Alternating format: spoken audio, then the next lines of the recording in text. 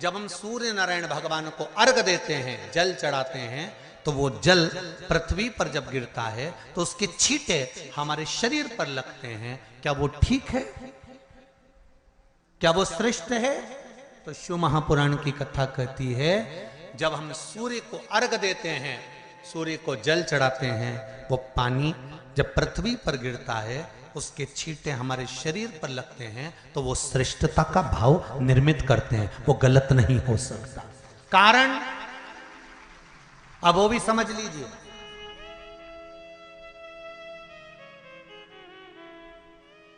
अब सूर्य नारायण भगवान को आप जल चढ़ा रहे हो तो छींटे नहीं लगे, उसके लिए क्या स्टूल पे चढ़ के चढ़ाओगे कि कुर्सी पे चढ़ के चढ़ाओगे? अरे बोलो तो सही।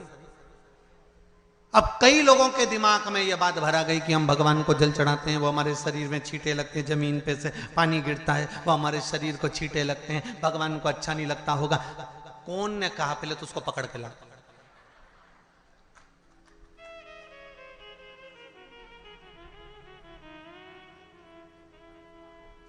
क्योंकि मेरे राम जी महाराज, मेरे भगवान कृष्ण,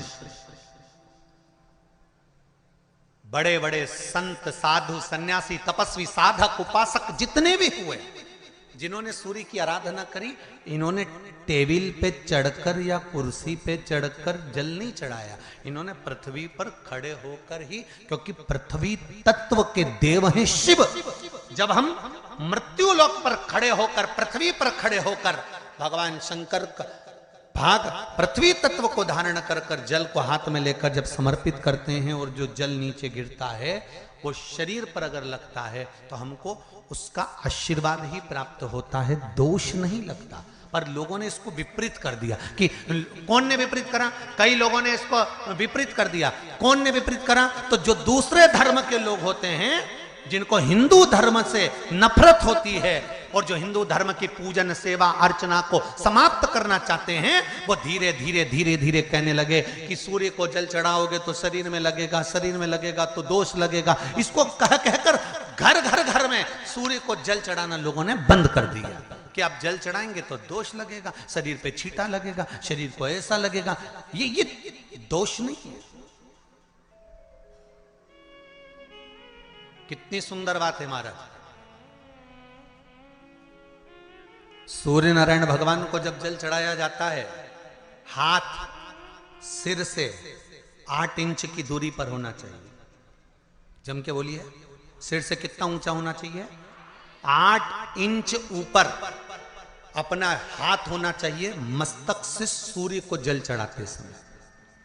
और ना चांदी का, ना स्टील का, ना लोहे का, ना प्लास्टिक का, ना कांच का, ना सोने का कोई बर्तन, ना कांसे का, ना एल्युमिनियम का,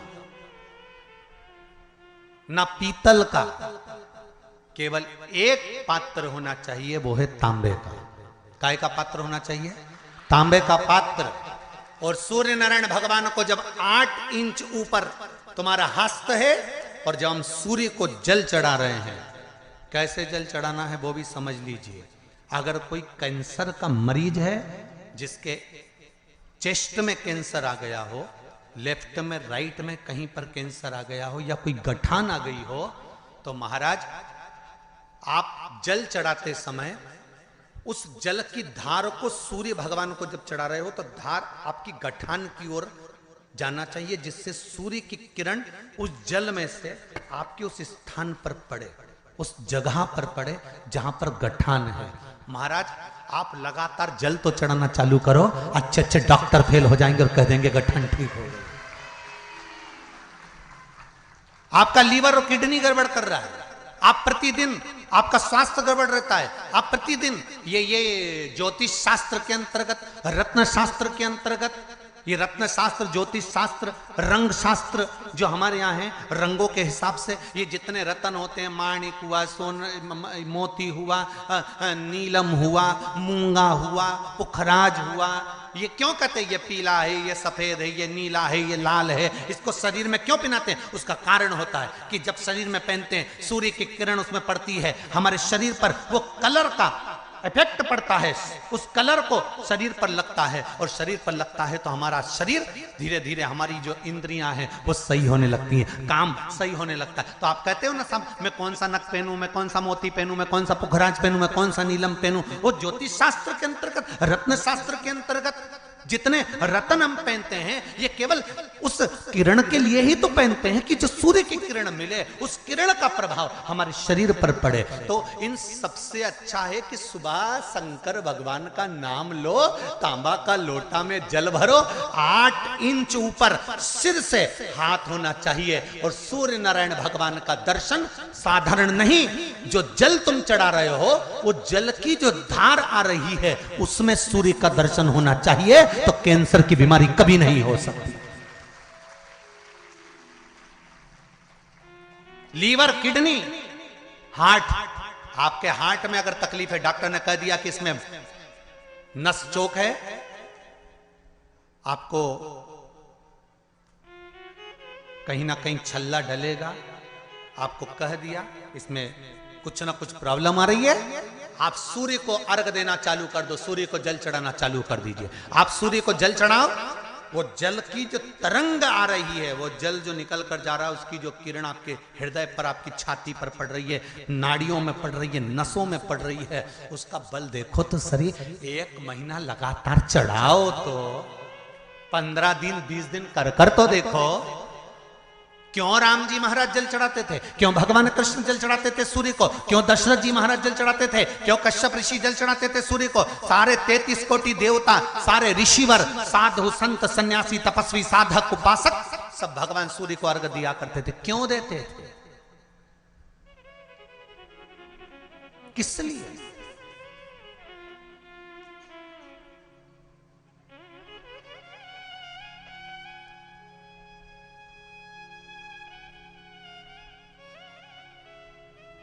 सूर्य नारायण भगवान को जल चढ़ाते समय आपके पंजों की एड़ी ऊंची नहीं होना चाहिए, ध्यान दीजिएगा मेरा। आपका पंजा पांव का पूरा की पूरा जमा होना चाहिए भूमि पर। हाथ कितने इंच ऊपर, 8 इंच ऊपर होना चाहिए। जल जो गिरे, सूर्य की किरण, सूर्य का दर्शन उस जल की रोशनी में करना चाहिए। क्या होगा उससे? जिस बच्चे को आंख में चश्मा लगा हो, मोटे से मोटा चश्मा लगा हो, छूट नहीं रहा हो, तो थोड़े दिन उसको सूर्य का अर्घ चढ़वाना चालू कर दो और जल में से सूर्य का दर्शन कराना चालू कर दो। सूर्य का दर्शन जल में से 2 महीना 2.5 महीना बहुत है, आंख की रोशनी बढ़ जाएगी, चश्मा हट जाएगा। आप कर देखिए। अब एक प्रश्न और खड़ा होता है सूर्य को अर्घ देने का। गुरुजी, पंचदेव पंचायत में सूर्य नारायण भगवान शंकर की पंचायत में हैं। सूर्य नारायण को हम फ्लैट में रहते हैं, हम फ्लैट के अंदर रहते हैं, तो हम फ्लैट में रहते हैं, हमारे यहाँ अगर छज्जा नहीं है, हमारे यहाँ जगह नहीं है, तो हम सूर्य को अर्घ कैसे दें? तो महाराज खिड़की तो होगी, अगर घर में फ्लैट में पानी ढुलेगा और आप लोग नहीं समेट सकते तो एक बाल्टी रख लो, एक पात्र रख लो, पर सूर्य नारायण भगवान को अर्घ देकर रोशनी शरीर पर पड़ना चाहिए। जिंदगी में कभी कोई बड़ी बीमारी नहीं आ सकती। कितने लोग देते हैं सूर्य को अर्घ? जरा हाथ उठाओ। बहुत बढ़िया, बहुत जोरदार। पुरुष लोग भी देते हैं ना, चाहे बच्चे से बच्चा, बच्चों के हाथ में भी 1 लोटा पानी पकड़ाओ। घर में छोटे बच्चे हो ना, उनको तांबे का लोटा दो, पानी दो, जा बाहर खड़े हो जा, 1 लोटा पानी चढ़ा के। पहले दिन आप स्वयं बच्चे के साथ बाहर खड़ी हो, ओटले पर, घर के बाहर खड़ी हो, छत पे खड़ी हो या घर के बाहर खड़ी हो, और बच्चे से कह लो चढ़ाओ बेटा, देखो ऐसा हाथ 8 इंच ऊपर करिए, तांबे का लोटा लेकर पानी धीरे धीरे डोलना है। जैसे वो स्लो मोशन के सीन नहीं होते नाटक में, ये एकदम धीरे धीरे धीरे, बस नहीं तो मालूम पड़े छोरा छोरी एक साथ उंडेल के अंदर नहीं। जल चढ़ाते समय उस पानी में से सूर्य की किरण पड़ना चाहिए। सूर्य की किरण। एक बात और कहना चाहूंगा, अगर आप लोग स्वीकार करेंगे तो, अगर कहीं आपको लगता हो कि बच्चा पढ़ने में कमजोर है, विद्या में कमजोर है, रिजल्ट अच्छा नहीं आ रहा, पढ़ने में कमजोर है, वो पढ़े, अपनी जगह पढ़े, वो कार्य करे, अपनी जगह करे, मेहनत करे, अपनी जगह करे। बच्चों को कह दो कि कुछ समय के लिए सूर्य को अर्घ देना चालू कर। सूर्य की किरण जहां पर ब्राह्मण या हिंदू धर्म का व्यक्ति मस्तक पर तिलक लगाता है, भुकुटियों के बीच में उस सूर्य की किरण इस भुकुटी के बीच पड़ना चाहिए, परंतु पानी कम से कम ना करते हुए स्लो मोशन में धीरे धीरे गिरना चाहिए, एकदम धीरे धीरे। तो यहां एक रेखा सूर्य की किरण से पड़ती है। चंद्रदेव का लड़का था, देखो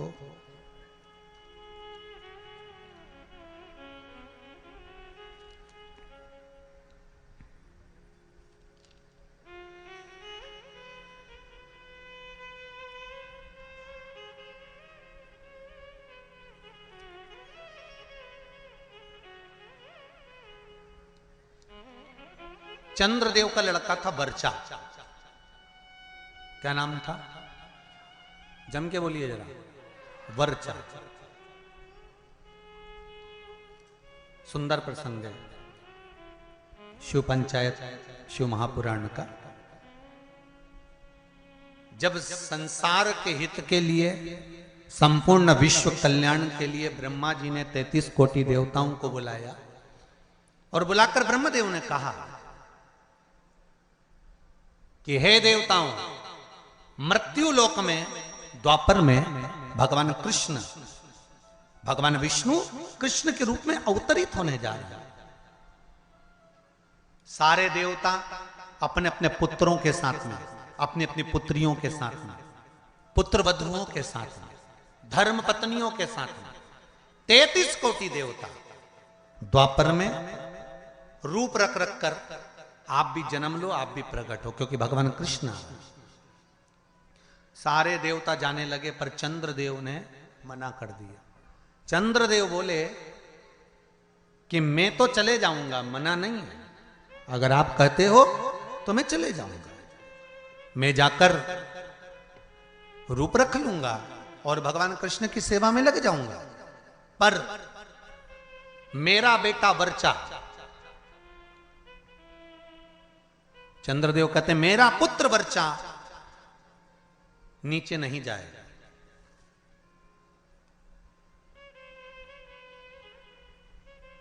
खूब समझाया देवताओं ने। देखिए, जब 33 कोटि देवता जा रहे हैं तो आप अपने पुत्र को क्यों नहीं भेजते?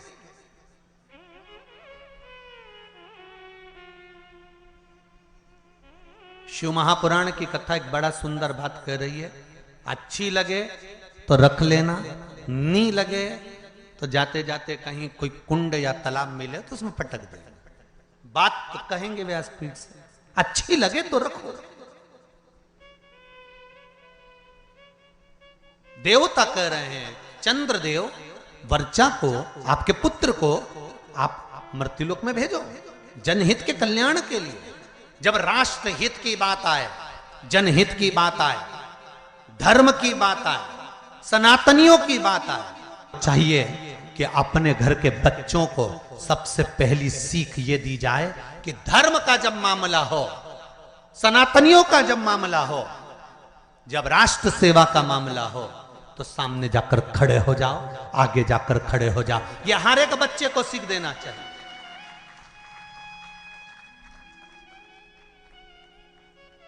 पर हम अपने बच्चों को सीख देते हैं, कहां जा रहा है? अरे मम्मी,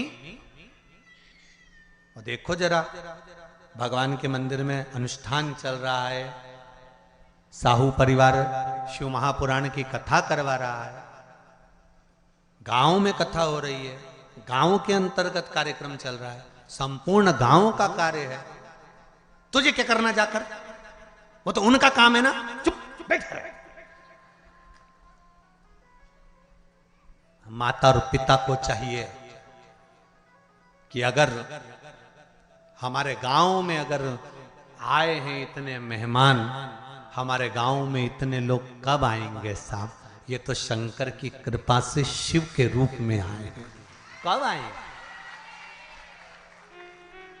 बल्कि घर के लोगों को ये चाहिए कि अपने बच्चों से कहे, तेरी परीक्षा हो गई, पढ़ाई हो गई, एग्जाम हो गए, रिजल्ट अपनी जगह आएगा। 7 दिन शिव महापुराण की कथा चल रही है, जाकर पंडाल में सेवा करो, झाड़ू लगाओ, कोई को जरूरत हो पानी पिलाओ। आए हैं इतने मेहमान, हमारे गांव में इतने लोग कब आएंगे साहब? ये तो शंकर की कृपा से शिव के रूप में आए हैं। कब आएंगे? बल्कि घर के लोगों को ये चाहिए कि अपने बच्चों से कहे, तेरी परीक्षा हो गई, पढ़ाई हो गई, एग्जाम हो गए, रिजल्ट अपनी जगह आएगा। 7 दिन शिव महापुराण की कथा चल रही है, जाकर पंडाल में सेवा करो, झाड़ू लगाओ, कोई को जरूरत हो पानी पिलाओ, किसी चीज की जरूरत हो तो सेवा करो। 33 कोटि देवता भी शंकर भगवान की सेवा में लगे रहते हैं। तुम खुद देख लो, कल तक यहां पर इतनी तेज गर्मी पड़ रही थी, प्रचंड धूप पड़ रही थी, और आज निकल कर देखो तो चारों तरफ छाए नजर आई।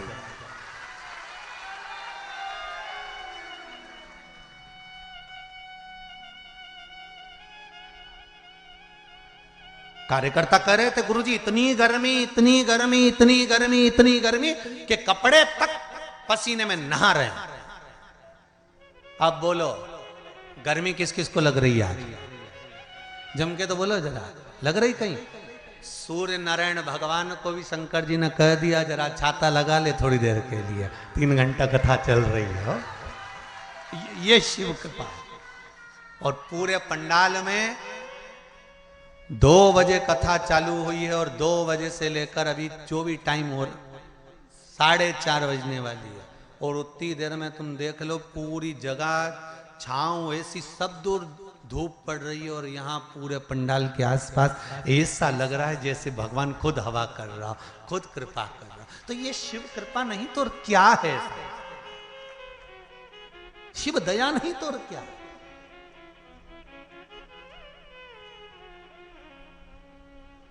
अरे तेरा ही दिया मैंने खाया पिया है, तेरा शुक्रिया है, तेरा शुक्रिया है।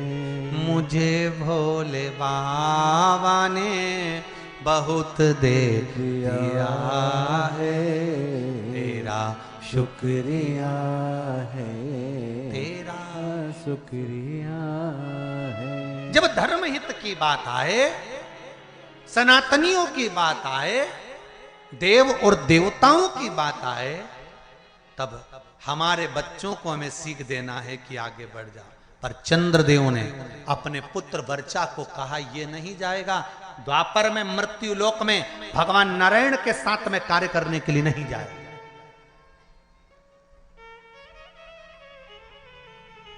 वर्चा को सूचना मिली, वर्चा को खबर मिली। कई लोगों के मन में एक प्रश्न आता है, भगवान कृष्ण पांडवों के साथ थे? बोलो तो, थे ना? भगवान कृष्ण अगर पांडवों के साथ थे, भगवान कृष्ण को मालूम था अभिमन्यु चक्रव्यूह में फंस चुका है, भगवान कृष्ण चाहते सुदर्शन उठा के अभिमन्यु को बचा सकते थे। भगवान कृष्ण चाहते तो अभिमन्यु की रक्षा कर सकते थे। भगवान कृष्ण चाहते तो अभिमन्यु को बचा सकते थे, अभिमन्यु की रक्षा कर सकते थे। जब अर्जुन, नकुल, सहदेव, भीम, युधिष्ठिर, ये 5 की रक्षा मेरे कृष्ण ने हर घड़ी, हर पल, हर क्षण करी, तो सुभद्रा का पुत्र है अभिमन्यु।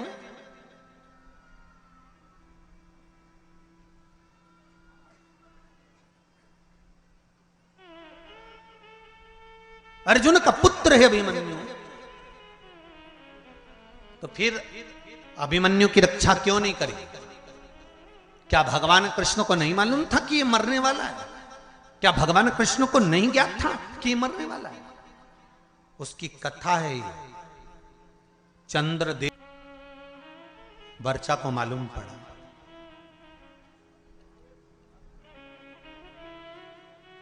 और वर्चा को मालूम पड़ा कि मेरे पिता चंद्रदेव ने मना कर दिया है जनहित के कार्य के लिए, देवहित के कार्य के लिए। क्यों? क्योंकि पुत्र का मोह नहीं छूट रहा, पुत्र आसक्ति नहीं छूट रही। कई लोग आपसे पूछेंगे पूर्व समय में अभिमन्यु कौन था जिसकी रक्षा मेरे कृष्ण ने नहीं करी? पांडवों की रक्षा करी पर अभिमन्यु की रक्षा नहीं करी। लोग आपसे प्रश्न करेंगे, आपको उत्तर देना पड़ेगा। घर के छोटे बच्चे पूछेंगे, मम्मी चक्रव्यूह में अभिमन्यु पड़ा था, महाभारत देखकर कहेंगे जब भगवान कृष्ण पांडवों के साथ थे तो अभिमन्यु की रक्षा क्यों नहीं करी? तो आपको बताना पड़ेगा कि अभिमन्यु पूर्व समय में चंद्र का पुत्र वर्चा था और इसकी रक्षा क्यों नहीं करी, वो भी कथा वर्णन कर रही है। ये शिव पंचायत, शिव महापुराण में चरित्र आता है हमारा। अभिमन्यु का पूर्व का नाम था वर्चा, चंद्र का पुत्र।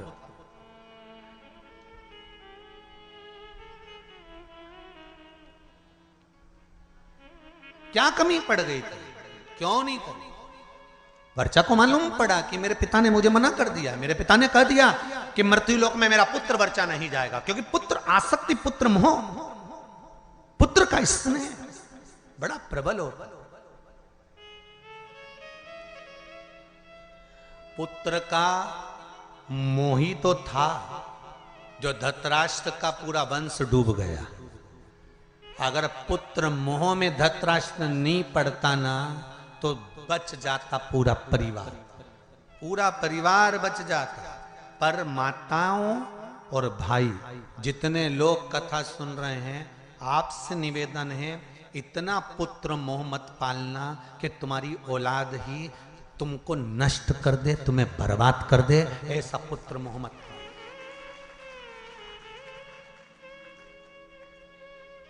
बहुत पुत्र मोह है आज के जमाने में, मेरा बेटा, मेरा बेटा, मेरा छोरा, मेरा छोरा, मेरा छोरा, और छोरा छोरा छोरा, और जब आई छबीली फिर काय का छोरा।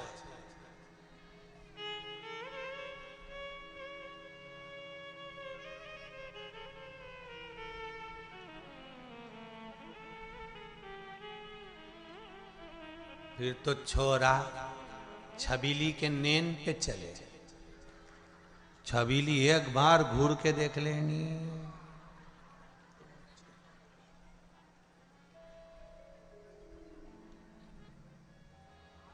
इतना बल।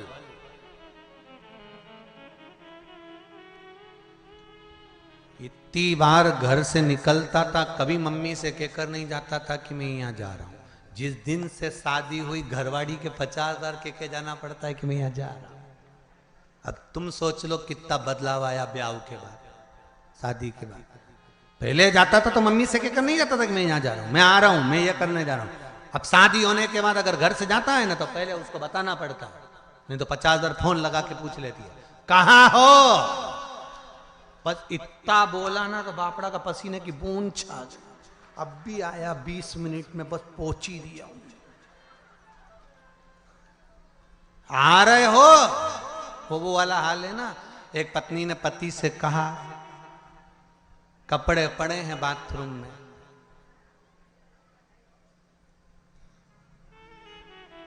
धो देना, नहीं तो मैं धो दूंगी।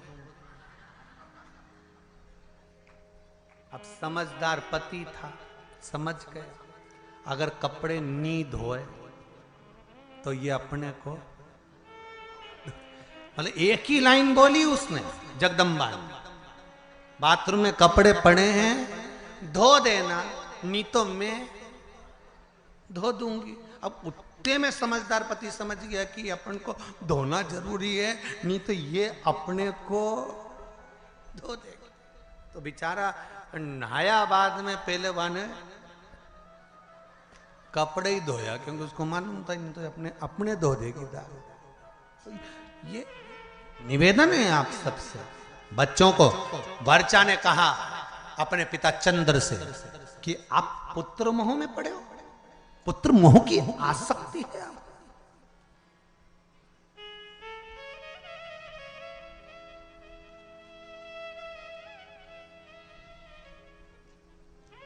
पुत्र मोह की आसक्ति।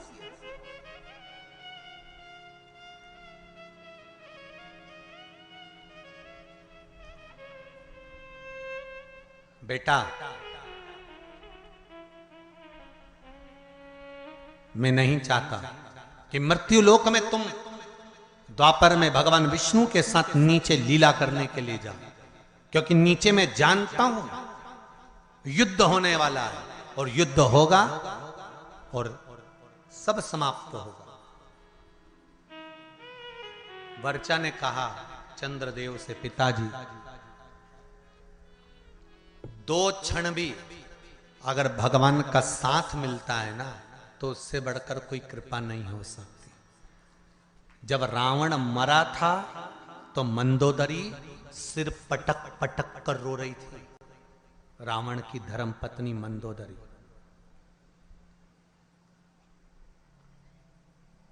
तो भगवान राम ने मंदोदरी से जाकर कहा, मंदोदरी तुम राजमाता हो, मंदोदरी तुम लंका की राजमाता हो, तुम रानी हो लंका की, पति के लिए वियोग कर रही हो, पति के लिए रो रही हो। मंदोदरी कहती है, कौन कहता है कि मैं पति के लिए रो रही हूं? मंदोदरी कहती है, क्या आप मुझे अज्ञानी समझते हो? मंदोदरी राम जी से कहती है, क्या मुझे आप अज्ञानी समझते हो? भगवान ने पूछा क्यों? मंदोदरी कहती है, यह अज्ञानता की बात है कि किसी के मरने पर रोया जाए। आया है सो जाएगा राजा रंक फकीर, एक सिंहासन चढ़ गया दूसरा गया बंद जंजीर। ये तो संसार सागर है, जो आया है उसको जाना है। कोई अच्छे से जाएगा, कोई बुरे से जाएगा, मरना तो सबको है, चाहे तुम बादाम खाओ चाहे रोटी खाओ, राख का ढेर सबका बनना। कहीं की ब्यूटी क्वीन भी होगी ना, उसके मरने के बाद राख क्वीन नहीं होगी।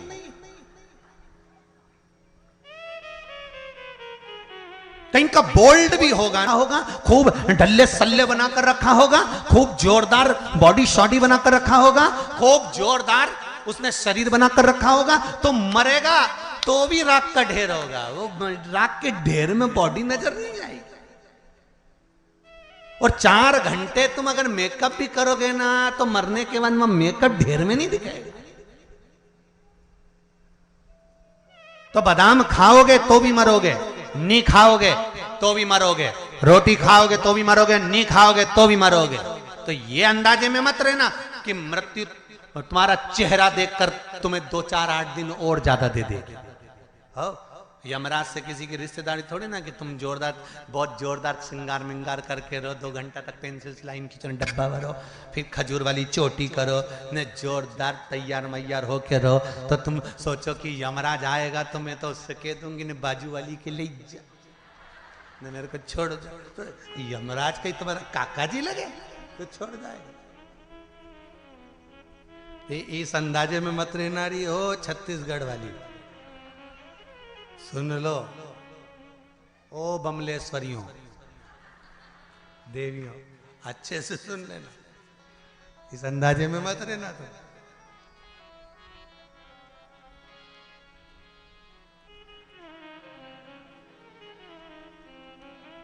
अरे महाराज, राम के बिना हरि नाम के बिना, नाम के बिना हरे, नाम के बिना जल जाए जीवा पापड़ी हरि, नाम के बिना जल जाए जीवा पापड़ी हरि, नाम के बिना। जल जाए जीवा पापड़ी हरि नाम के बिना। जल जाए जीवा पापड़ी हरि नाम के बिना। राम के बिना हरि नाम के बिना। ओ नाम के बिना हरि नाम के बिना। ओ राम के बिना हरि नाम के बिना। ओ नाम के बिना हरि नाम के बिना। जल जाए जीवा पापड़ी हरि नाम के बिना। जल जाए जीवा पापड़ी हरि नाम के बिना।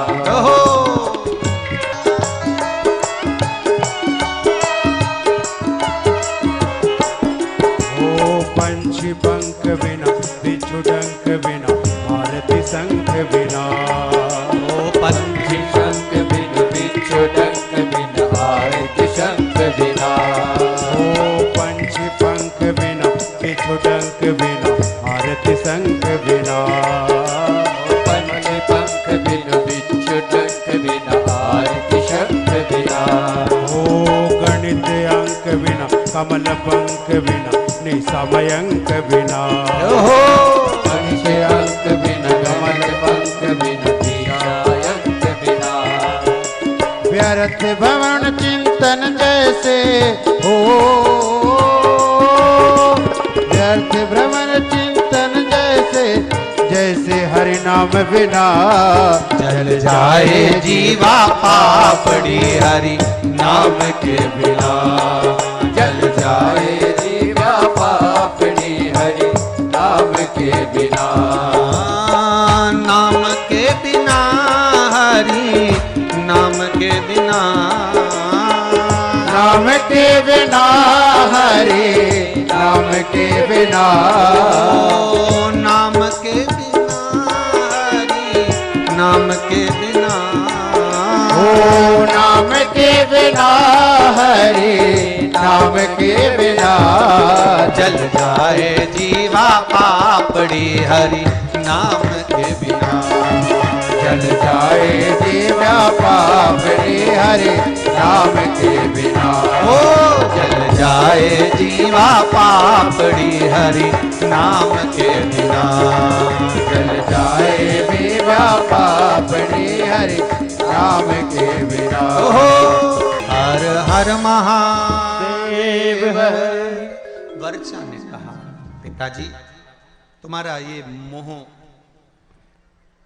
ये ठीक नहीं है। अगर ये मोह ठीक नहीं ये आसक्ति पुत्र के प्रति ये ठीक नहीं है। ये मोह ठीक नहीं है।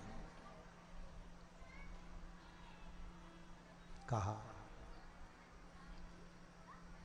समझाया भले थोड़े क्षण के लिए कुछ देर के लिए मुझे भगवान विष्णु का संग मिले उनका सानिध्य मिले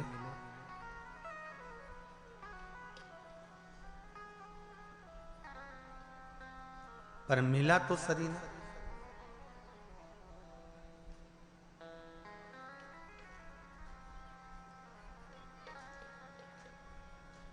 कुछ देर का सानिध्य अगर हमको अच्छा मिल रहा है कुछ देर का सानिध्य तो पहले भगवान को धन्यवाद देना कि हमको अच्छे लोगों का संग सानिध्य मिल रहा है।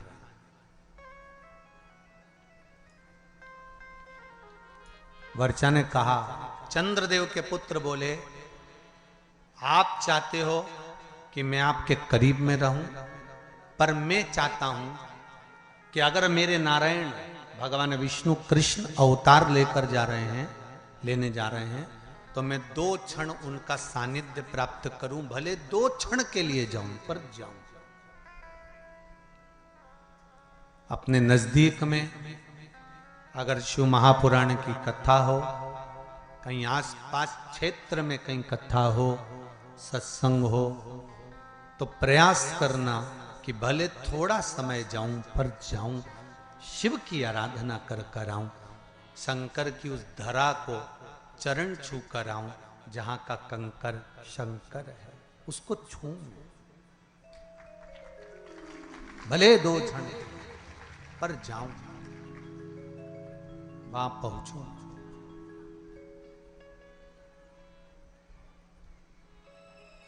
अविरल भक्ति को मैं प्राप्त करूं।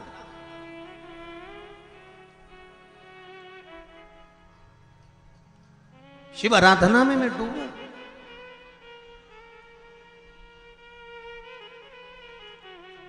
वर्चा, मुझे जाना है, पर पुत्र,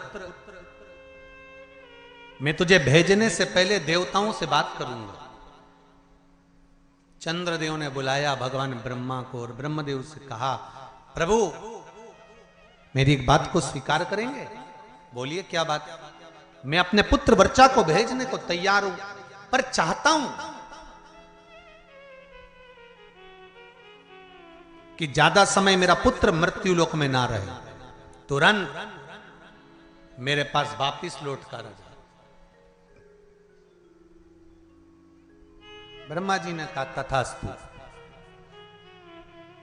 जब भगवान विष्णु का कृष्ण अवतार होने वाला था, तब ब्रह्मदेव ने हाथ जोड़कर भगवान विष्णु से, कृष्ण से कहा था, हे कन्हैया कृपा करना,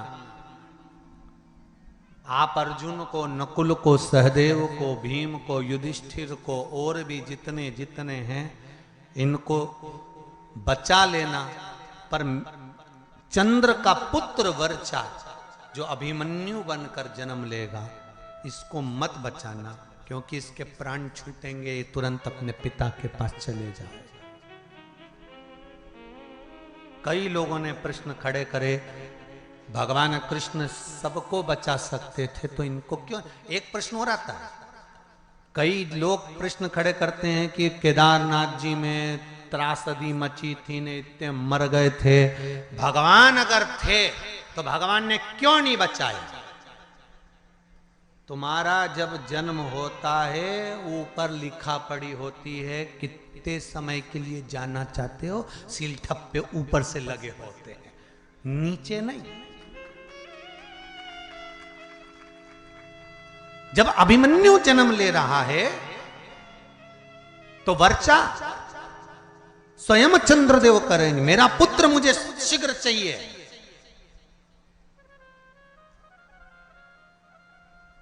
अच्छे कार्य में, जनहित में, राष्ट्रहित में, धर्महित में, जगहित में, नेक कर्म करते हुए, अच्छा कर्म करते हुए अगर आपके प्राण चले जाएं तो समझ लेना कि आपको भगवान ने थोड़े समय के लिए सील ठप्पे लगाकर ही भेजा था कि संसार में जाकर आपको ये अच्छा कार्य करना है, ये अच्छा करना है और आपके माध्यम से आप ये कर्म करें। वर्चा अभिमन्यु बनकर जन्मे, आए, कर्म करा, स्वयं भगवान कृष्ण को ध्यान में था कि अभिमन्यु को घेर लिया गया है, इसको छुड़ाना चाहिए, पर नहीं छुड़ाया। अर्जुन ने कहा मेरा पुत्र मर रहा था और आपने बचाया नहीं। भगवान के कैसे बचाऊं, क्योंकि ऊपर से लिखा पढ़ी कर कर आया था। इस मानव के शरीर को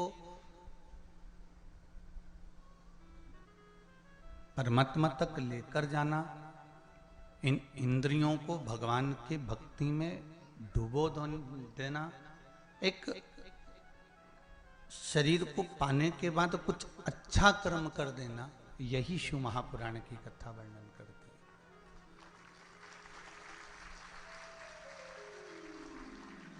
शिव महापुराण की कथा यही वर्णन करती है कि इस शरीर को हम परमात्मा से लगाएं कैसे।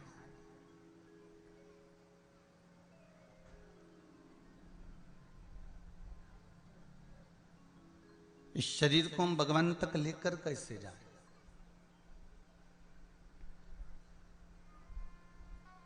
केवल खाया पिया और सो गए, ये शरीर की मूलता नहीं है महाराज।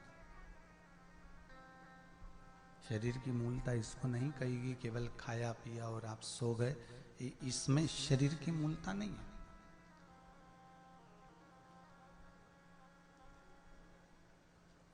शरीर की मूलता है कि हमने जो मनुष्य का शरीर पाया है, मानव की देह प्राप्त करी है, मानव का जो शरीर मिला है, इसको भगवान की भक्ति में कैसे संजोया जाए।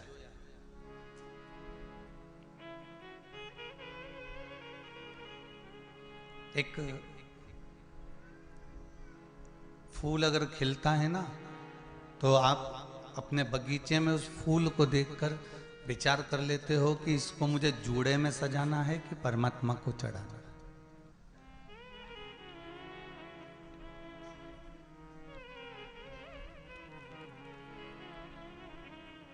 इस फूल को आप देखकर समझ जाते हैं कि इसको मुझे जूड़े में सजाना है कि इसको मुझे परमात्मा को चढ़ाना है। ये फूल, ये पुष्प जो बगीचे में लगाया गया है, जो बगीचे में निर्मित हुआ है, प्रकट हुआ है, उगाया गया है, इसको कैसे संजोना है, इसको कैसे कहाँ लेकर जाना है, इस पुष्प को कहाँ तक पहुंचाना है। उसी तरह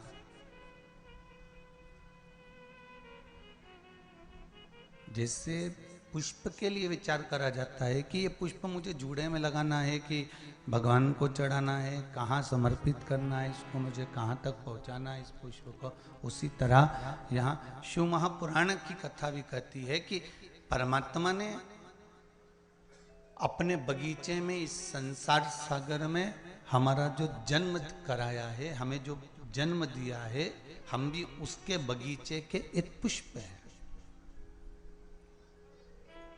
हम भी उसके बगीचे के पुष्प हैं और उस बगीचे के पुष्प को परमात्मा भगवान की भक्ति में रमाना चाहता है या संसार सागर में इसको उलझाना चाहता है, ये परमात्मा निश्चित कर कर भेजता है। पर कुछ प्रयास आपका, कुछ प्रयास हमारा होना चाहिए।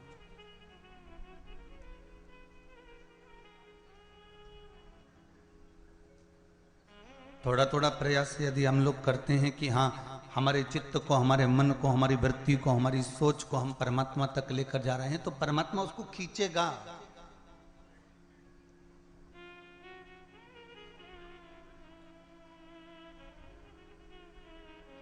और यदि हमने सोच लिया कि ये परमात्मा को हमको देना ही नहीं है,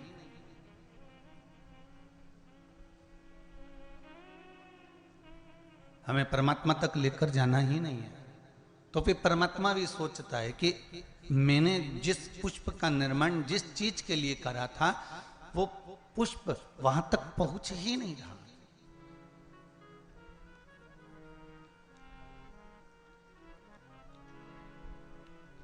शंभु शरणे पड़ी मांगू घड़ी रे घड़ी, दो काटो दया करी दर्शन आपो। हे शिव, हे शंकर, हे त्रिकालदर्शी, है कैलाशी, है अविनाशी, है शिव, हे करुणा करने वाले, हे दाता, हे दया करने वाले, हे उगड़दानी, हे शंभु।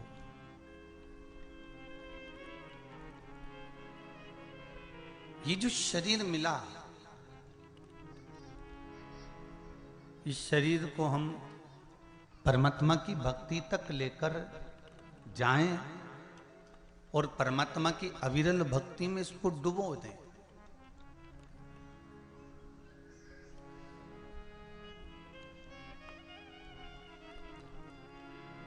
जो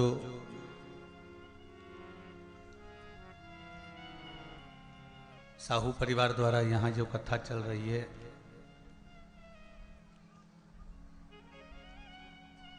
चुरिया के पास में हरकोसा में छत्तीसगढ़ की इस पावन धरा से जो कथा आप श्रवण कर रहे हैं, ये शिव पंचायत शिव महापुराण की कथा है।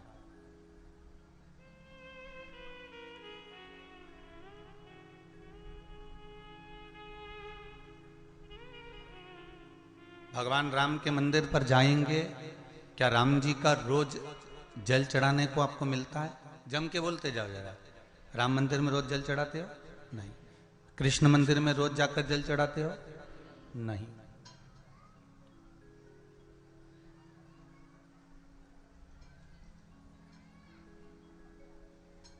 किसी भी देवता के मंदिर में रोज जाकर जल नहीं चढ़ाया जाता, पर दो इस शिव पंचायत के दो देव ऐसे हैं जिनको रोज जल चढ़ाया जाता है।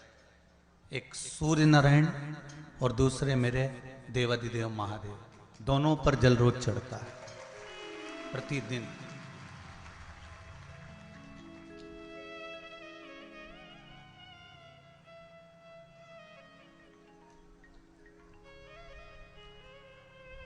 शिव पंचायत में जो दो देव विराजमान हैं, ये कोई साधारण नहीं है महाराज।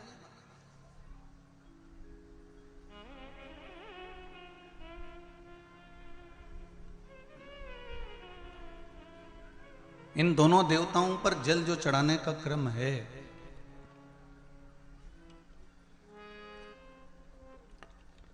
और दोनों ही देव, चाहे मेरे भास्कर देव हों, सूर्य देव हों, आदित्य देव हों, चाहे मेरे देव अधिदेव महादेव हों, दोनों पे जल चढ़ाने का महत्व है। आप में से कितने लोग हैं जो सूर्य को रोज प्रतिदिन अर्घ देते हैं? जरा हाथ उठाइए। बहुत सारे हैं। धर लीजिए, धर लीजिए, बहुत बढ़िया, करना चाहिए। ये जो आज के समय में दुनिया के लोगों को जो ये बीमारियां हो रही हैं ना, कि हृदय गति रुक जाती है, कहीं अटैक आ जाता है, कहीं हार्ट काम करना बंद कर देता है, कहीं लीवर किडनी में सूजन आने लगती है, कहीं लीवर काम करना बंद कर देता है, कहीं किडनी काम करना बंद कर देती है,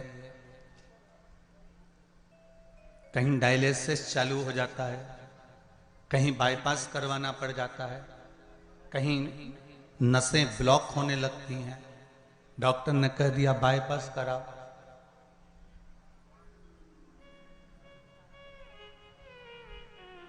सारी बीमारियों को, सारे रोगों को समाप्त करने का यदि कोई तरीका है, कोई उपासना है, कोई नियम, कोई धर्म, कोई अनुकूल, कोई भगवत सेवा है, तो वो शंकर के शिव पंचायत में जो ये 5 देव विराजमान हैं, इनकी सही तरीके से अगर पूजन को समझ लिया जाए, इनके नियम को समझ लिया जाए, तो ऐसी कोई बीमारी नहीं जिसका इलाज नहीं है। महाराज, अगर समस्या है तो समस्या कितनी भी बड़ी से बड़ी हो, कितनी बड़ी से बड़ी हो, अगर समस्या बड़ी है तो समस्या का हल भी निश्चित है।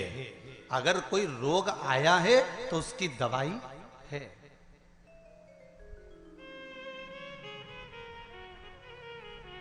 कोई दुख, कोई तकलीफ, कोई कष्ट आया है, कोई रोग आया है, कोई बीमारी आई है, कोई दुख आया है, तो उसका हल है, उसका हल निकले।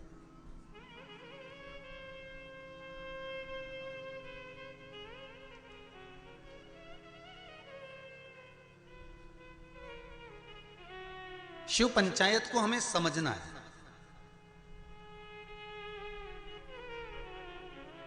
और छत्तीसगढ़ की इस पावन धरा से कथा सुन रहे हो, मां बमलेश्वरी के पास में बैठकर।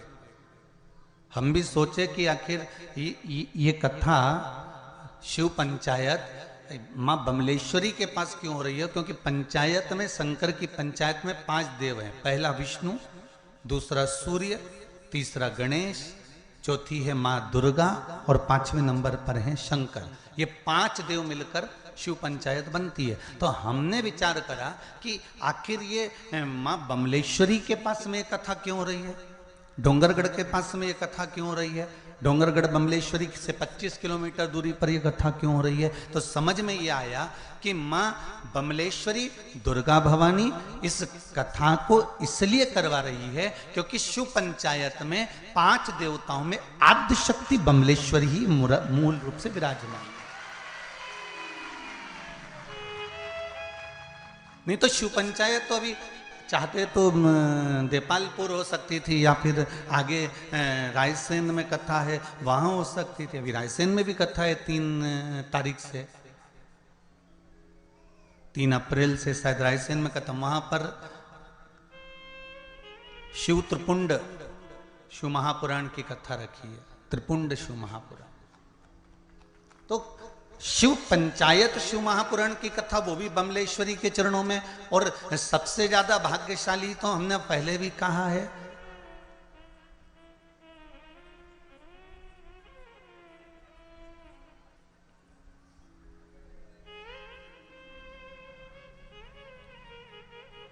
छत्तीसगढ़िया। कितनी जल्दी बोलते हो तुम लोग, सही में तैयारी में बैठे रहते हो, जैसे युद्ध के मैदान में तलवार लेके नहीं बैठे रहते, ऐसे बिल्कुल तैयारी रहती तुम्हारी है। छत्तीसगढ़िया सबले बढ़िया है, बिल्कुल तैयारी में, एकदम झूठ से तुरंत तैयार, यहां बोलना है। अच्छा, जैसी कथा में तुम लोग आए हो ना, वैसी वैसी तैयारी हमारे साहू परिवार ने भी करी। साहू परिवार से हमने पूछा कि तुम्हारा छोटा सा गांव बताओ कहाँ, डोंगरगढ़ कहाँ, छुरिया, और छुरिया में भी प्रवेश कर कर छोटा सा गांव यालको सा। अब इतने से गांव में ना दुकान ना कोई होटल है कि कोई भगत आए तो कहाँ रुके, कहाँ भोजन करे। तो साहू जी बोले गुरुजी चिंता ना करो, हमने पूरी व्यवस्था भोलेनाथ जी की कृपा से कर दी। हमने क्या कर दी है? कहे अगर रात कोई रुकेगा तो उसकी भोजन की व्यवस्था भी भगवान करेगा, भोलेनाथ जी बैठा तो है। और धन्यवाद दूंगा साहू परिवार को, बहुत बहुत धन्यवाद।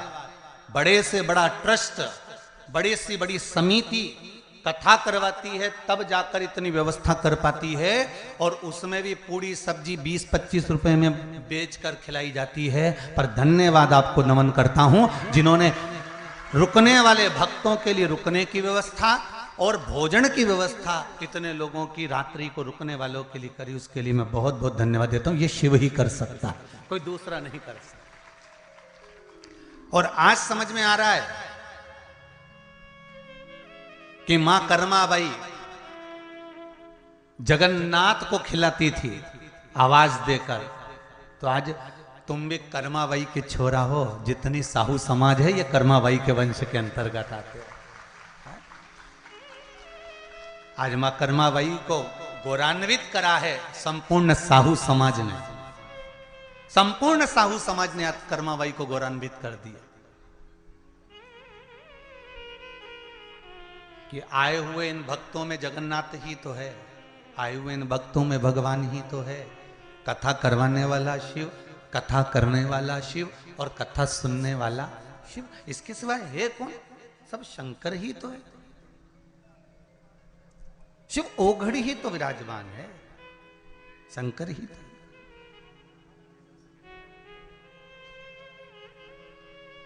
और हम तो महाराज केवल इस पोथी और पुराण को लेकर आते हैं, और जितना है इसमें खजाना भरा हुआ आपको लुटाने का प्रयास करते हैं कि आप इसको लूट लो, आप अपने पास में इसको रख लो, फिर मौका मिले ना मिले इसको संजो लो, इसको रखिए।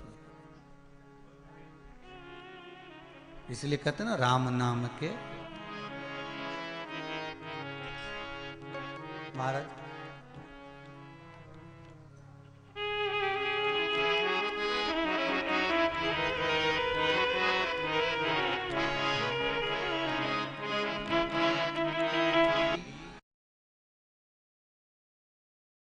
शिवाय नमस्तुभ्यम, श्री शिवाय नमस्तुभ्यम। शिव आराधना में अगर हमारा चित्त लगा हुआ है, ये जितनी जितनी बीमारियां हैं,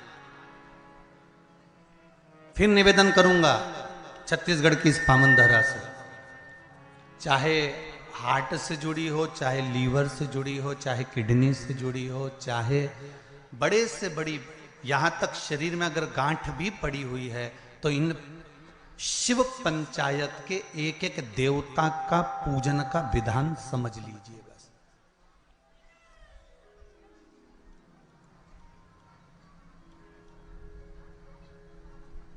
एक एक देवता का हमें विधान समझना। शिव परिवार का मंदिर आपके गांव में भी होगा, है? शिवलिंग, गणेश जी, कार्तिकेय, पार्वती जी, नंदीश्वर, ये सब अपने गांव में भी रहता, अपने गांव में भी है, ठीक है।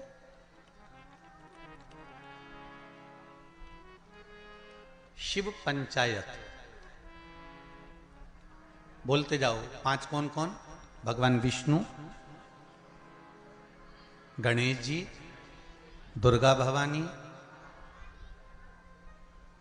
सूर्य नारायण भगवान और भगवान शंकर, ये 5, ये शिव पंचायत के देव हैं।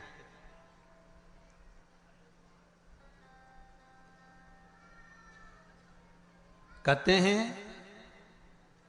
पंच तत्व से मिलकर ये मनुष्य का शरीर बना हुआ है। पंच तत्व से मिलकर ये ब्रह्मांड बना हुआ है।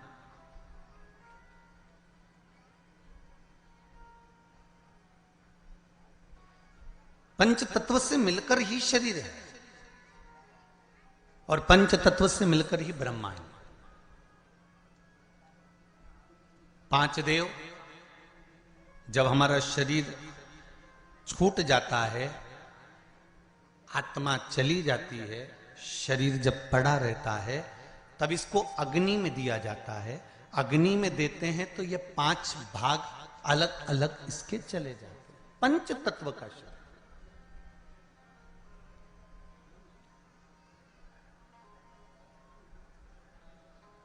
ब्रह्मांड में सबसे ज्यादा क्या चीज है?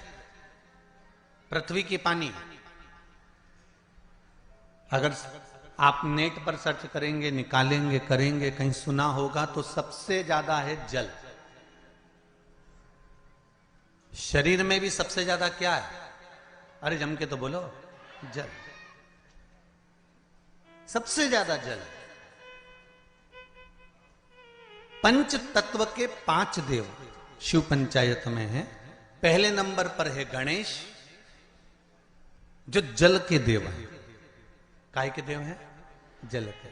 शरीर में भी अगर जल है तो उसके देव श्री गणेश जी महाराज हैं, और मृत्यु लोक में भी अगर जल है तो उसके देव श्री गणेश जी महाराज।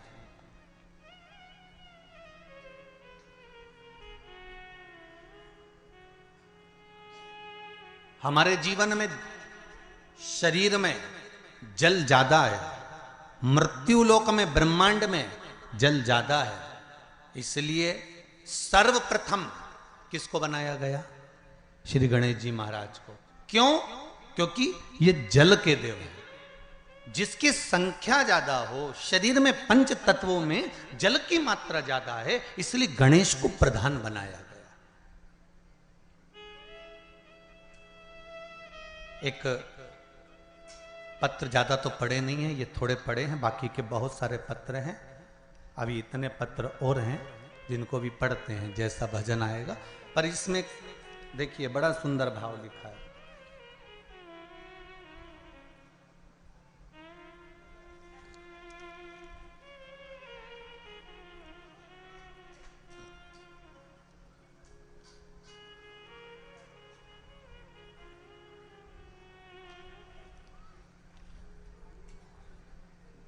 रानू गोस्वामी पाटन, जिला दुर्ग से हैं। कहीं हैं? आप ही हैं? जरा दोनों हाथ हिला दो एक बार। हर हर महादेव। दीदी आपने पत्र लिखा है, रानू गोस्वामी पाटन, जिला दुर्ग से।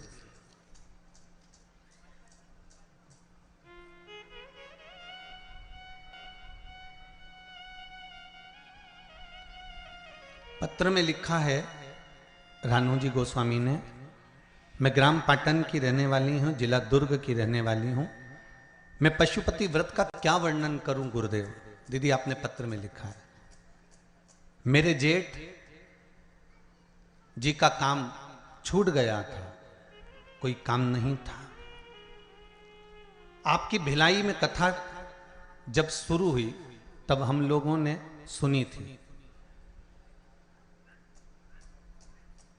कथा सुनने के बाद पशुपति नाथ का व्रत किया, जिसके प्रभाव से उनको पुनः काम मिल गया, और काम भी मिला तो ऐसा कि जो सोचा ही नहीं था, ये शिव की कृपा से प्राप्त हुआ। पत्र में लिखा है। और इसी पत्र में पंचदेव के जलदेव का वर्णन भी आया, उसको समझिएगा जरा, देखिए।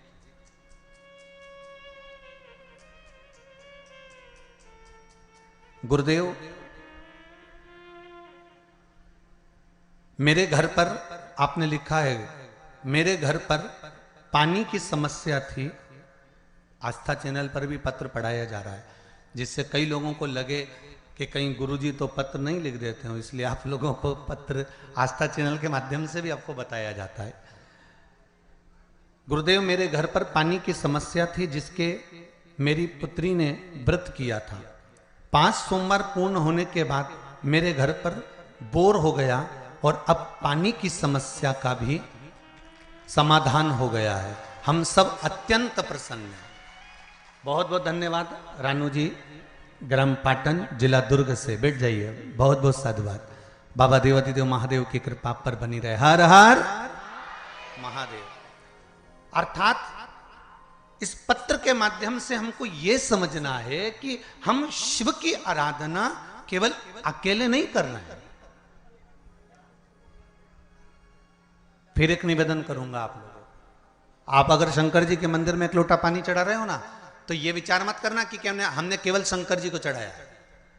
शंकर भगवान की जहां कटी होती है, अर्थात जो नीचे की पीठ होती है, जिसपे शिवलिंग रखा होता है, वो पीठ है माँ दुर्गा भवानी, माँ आदिशक्ति, माँ जगदम्बा, माँ दुर्गा, माँ देवी। और शिवलिंग जो रखा हुआ है वो शंकर का स्वरूप है।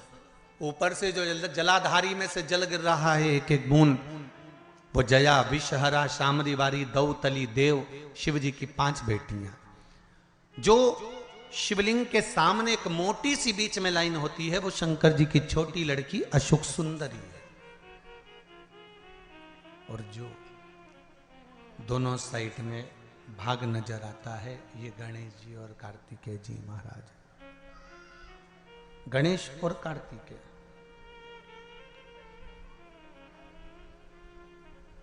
जहां से जल निकलकर बाहर जाता है मंदिर के बाहर की ओर जाता है, वहां और शिवलिंग के पास में 33 कवटी देवताओं का स्थान होता है।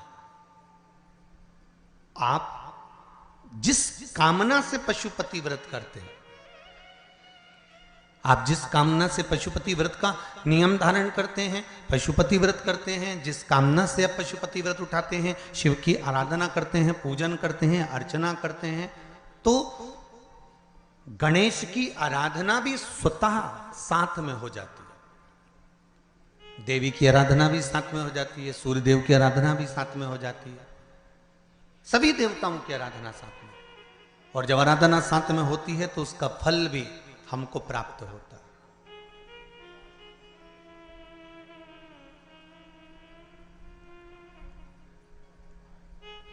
उसका फल भी हमको मिलता है। जैसे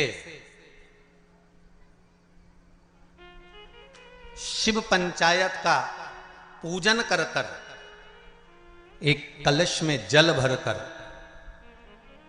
पुष्य नक्षत्र में, और वो भी गुरु पुष्य में, ब्रह्म मुहूर्त में कलश में जल भरकर 5 बेलपत्री शिव, गणेश, दुर्गा, सूर्य नारायण और विष्णु भगवान, इन 5 के नाम से जब हम कलश के अंदर डाल देते हैं, और डालने के बाद में गुरु पुष्य के ब्रह्म मुहूर्त में सुबह 4 बजे के करीब में हम जहां हमारा मन पड़े वहां पर अगर बोर लगवा देते हैं तो पानी तो निकलना ही होता है। ऐसा हो ही नहीं सकता कि जल ना निकले, जल निकलेगा ही।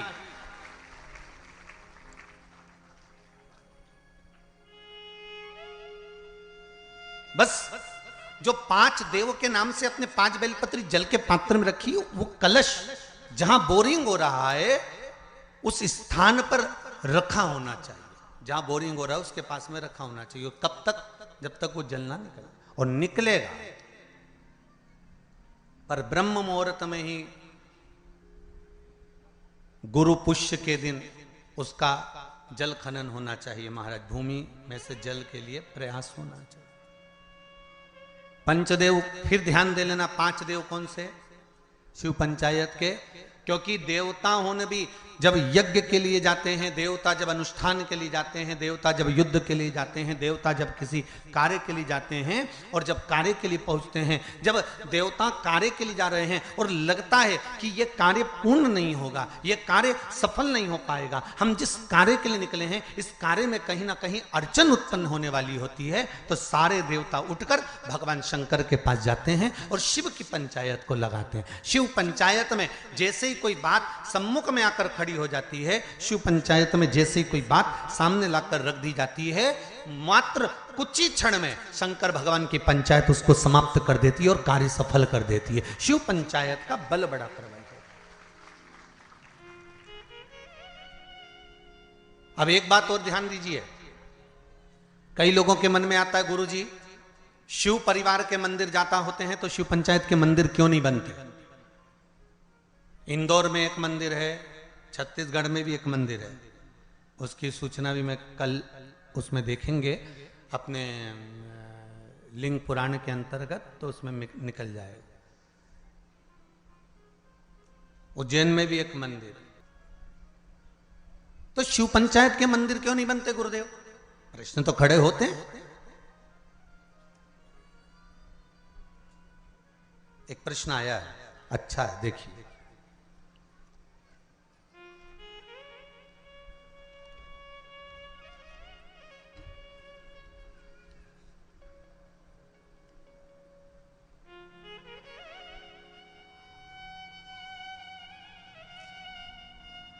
पायल चावड़ा कहीं बैठी हैं? आप ही हैं? दोनों हाथ हिला दो एक बार। हर हर महादेव। सुंदर प्रश्न करा है बेटा आपने। मां, बहुत अच्छा प्रश्न है। शिवजी, गुरुदेव आपसे पूछना है, शिवजी आदि और अंत कुछ नहीं है तो उनकी उत्पत्ति भी नहीं हुई है, तो छिपरा मैया उनकी बहन कैसे हुई? कृपया कथा बताएं। बहुत सुंदर प्रश्न है भाई, जोरदार ताली बजाओ।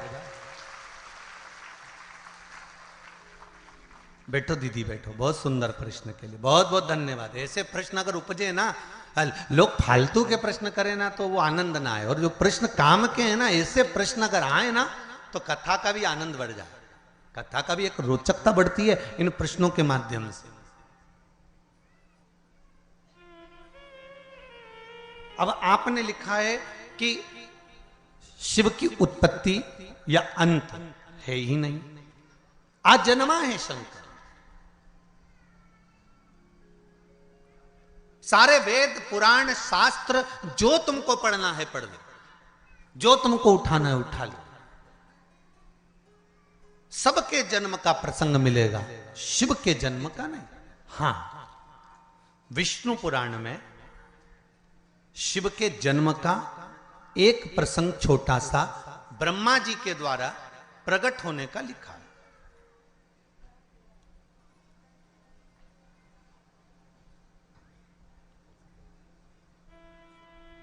अब एक बात समझने वाली है,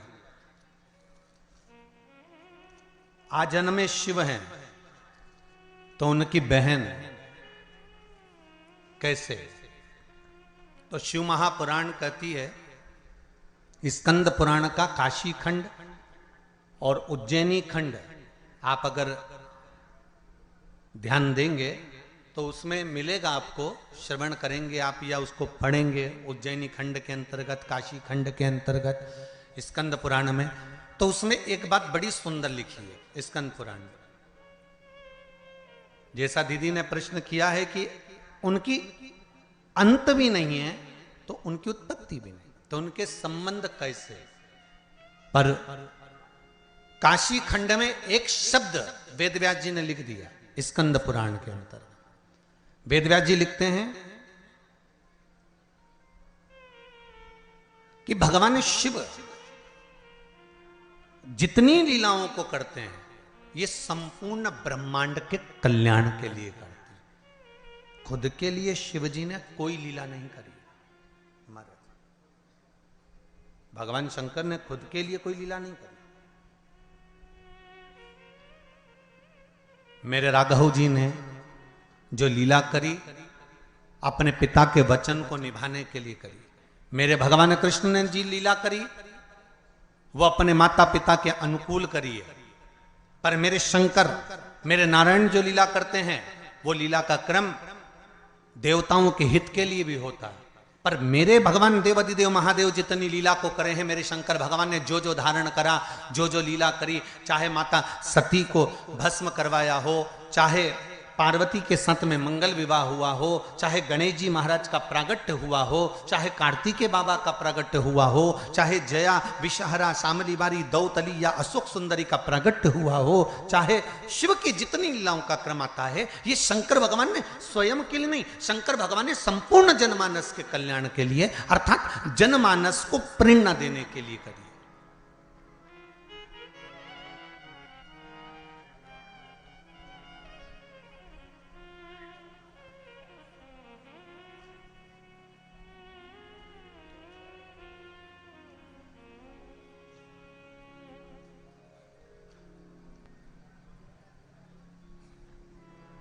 पार्वती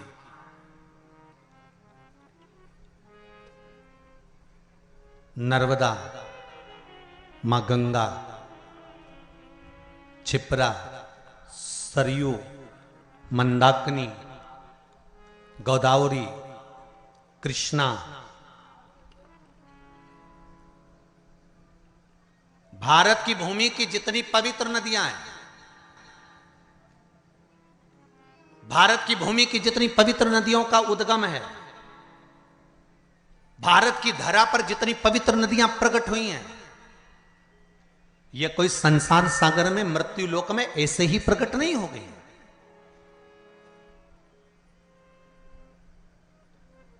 देव अधिदेव महादेव के पास में बारंबार सारी नदियों के लिए प्रागट्य के लिए निवेदन किया गया, पंचायत में यह सिद्ध किया गया, तब जाकर इन नदियों को प्रकट किया गया।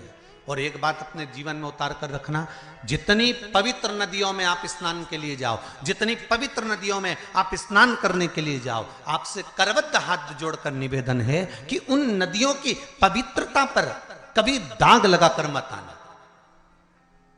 परंतु आप और हमने सारी पवित्र नदियों को गंदा कर कर रखा है, सारी पवित्र नदियां।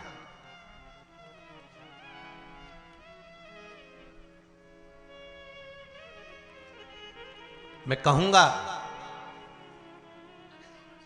यमुना के घाट पर बसा है दिल्ली। दिल्ली काहे पर बसा हुआ है? यमुना के घाट पर बसा हुआ है। आगरा यमुना के घाट पर बसा हुआ है। मथुरा और वृंदावन यमुना के घाट पर बसा हुआ है। बड़े बड़े तीर्थ मां नर्मदा के घाट पर बसे हुए हैं।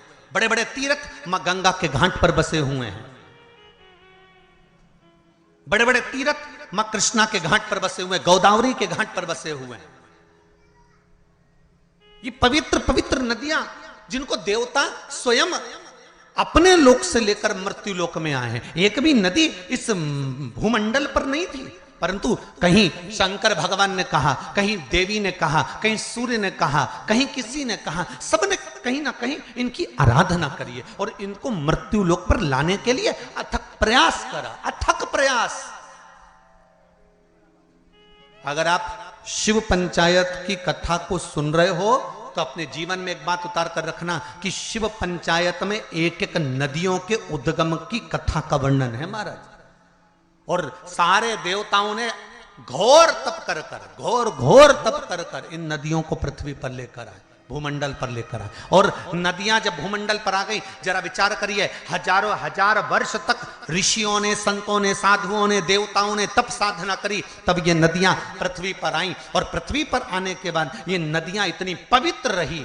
और आज उन संतों लोग तो इन नदियों को लेकर आ गए, और हम क्या कर रहे हैं? इन नदियों को ओझल करते जा रहे हैं, इन नदियों को छुपाते जा रहे हैं, इन नदियों पे मकान बनाते जा रहे हैं। कहीं गंदा पानी, कहीं नालों का पानी, कहीं गंदगी, सब इन पवित्र नदियों में भेजते जा रहे हैं। और विचार कर रहे हैं कि यमुना मैया हमें तार देगी, विचार कर रहे हैं गंगा मैया हमें तार देगी, विचार कर रहे हैं नर्मदा मैया हमें तार देगी, क्षिप्रा मैया तार देगी। तो कैसे तारेगी?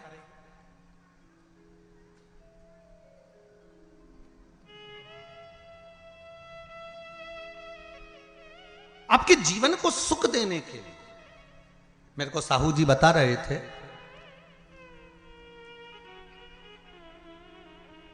श्री दिनेश जी कह रहे थे कल गाड़ी में, कहे गुरुजी हमारे क्षेत्र के प्रशासन को हमने सूचना दी है कार्यक्रम की, तो प्रशासन के द्वारा गुरुदेव हमने जब कहा कि छोटे छोटे तालाबों में और नहर में पानी रहेगा, तो जितने सारे भगत या कथा सुनने के लिए आ रहे हैं उनको नहाने में या आदि कादि कोई कार्य में तकलीफ नहीं होगी। तो प्रशासन ने बात मानकर नहरें चालू कर दी और नहरों से पानी भर दिया तालाबों में। मैं धन्यवाद दूंगा यहाँ के प्रशासन को।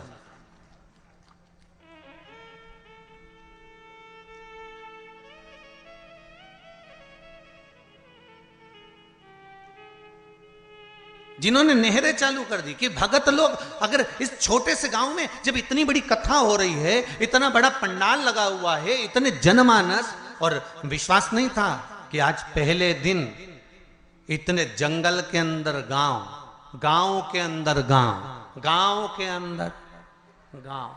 हम भी गाड़ी में पूछते रहे इनसे कि हम सीहोर से चले भोपाल, भोपाल से उतरे कौन सा गढ़, डोंगरगढ़, माँ बमलेश्वरी के दरबार, और डोंगरगढ़ से फिर चले तो निकलते निकलते निकलते निकलते वो महाराज छुरिया है। अब हम समझे कि छुरिया ही हलकोसा होगा, हलकोसा ही छुरिया होगा। भाई हमारे यहाँ जैसे नाम होता है ना, जैसे किसी का नाम बोल देते थे क्या बहरू, और नाम उसका दूसरा था, कमल किशोर या राम किशोर, तो उसका घर का नाम दूसरा। तो हम सोचे हो सकता छुरिया का नाम ही हलकोसा होगा, हलकोसा का नाम ही छुरिया होगा। पर यहाँ आते आते मालूम पड़ा कि डोंगरगढ़ से निकले, फिर यहाँ से निकलते निकलते निकलते निकलते आगे पहुँचे तो मालूम पड़ा वहाँ से छुरिया तो उधर निकल गया, हलकोसा इधर निकल गया।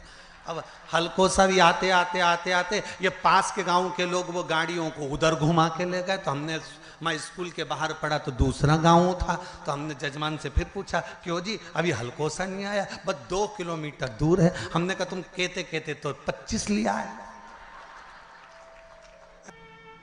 पर साहू जी बहुत बहुत आनंद का विषय ये है कि इस हलकोसा गांव में जिसने छत्तीसगढ़ वालों ने कथा नहीं सुनी वो बाद में पछताएगा, ये पक्का है। इतनी शांति, इतनी शीतलता, इतना आनंद भरा हुआ है इस गांव के अंतर्गत, शांति और शीतलता और एक आनंद।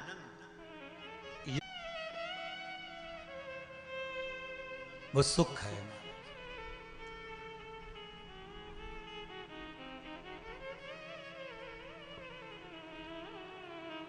पवित्र पवित्र नदियों का उद्गम हमारे यहां शिव महापुराण में वर्णन है महाराज। तो मेरा निवेदन है जितना सबका ध्यान रखा जाए उतना ध्यान पवित्र नदियों पर भी दिया जाए। जितनी जितनी पवित्र नदियां हैं उन पर हमारा ध्यान केंद्रित होना चाहिए, केंद्रित। करोड़ों रुपए नदियों की सफाई पर खर्च हो जाते हैं, पर पता नहीं पड़ पाता कि वो नदी की सफाई हुई कि रुपए की सफाई हुई।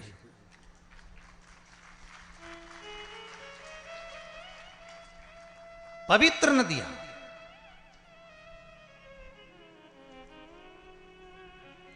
चाहे गंगा हो, यमुना हो, सरयू हो, क्षिप्रा हो, सरस्वती हो, ये सब मेरे देवादिदेव महादेव ने जिनको प्रकट करा है, इन नदियों को लेकर आए। जैसे जीजी ने प्रश्न करा कि शिव आजन्मा है, शंकर आजन्मा है, तो उनकी बहन कैसे हुई?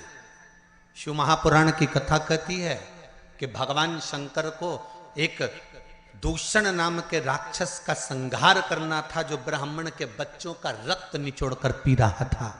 तो शिव लीला करने के लिए एक नदी को प्रकट करना चाहते हैं।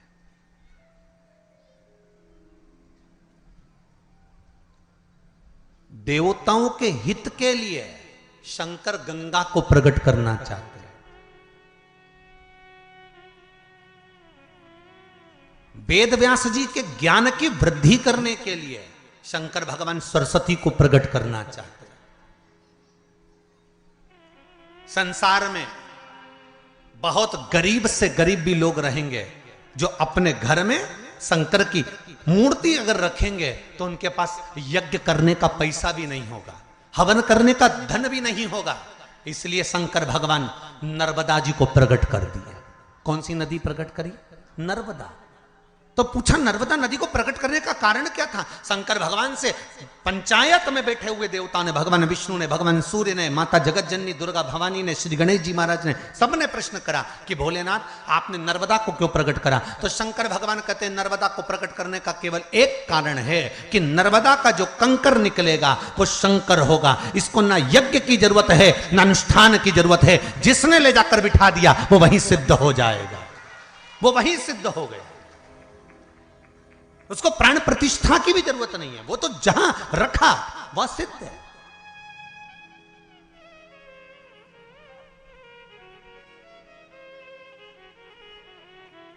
मेरा भोला शिव शंकर ओघड़दानी दयालु दातार संपूर्ण विश्व के कल्याण के लिए लीला करता है। इसलिए नर्मदा का कंकर शंकर कर दिया।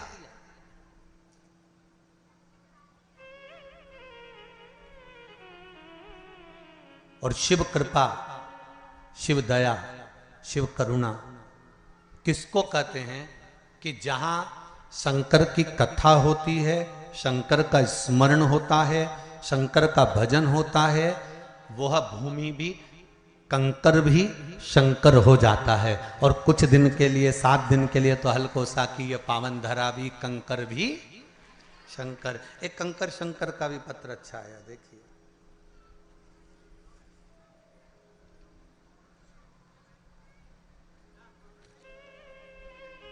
दीपक साहू, रूवा, रूवा लिखा है, रवा लिखा है, देख लेना है, रूवा, हाँ, जिला दुर्ग, छत्तीसगढ़। आपने, आप तो पास में ही हैं, जरा माइक पहुंचाइए, कॉर्डलेस दीजिए।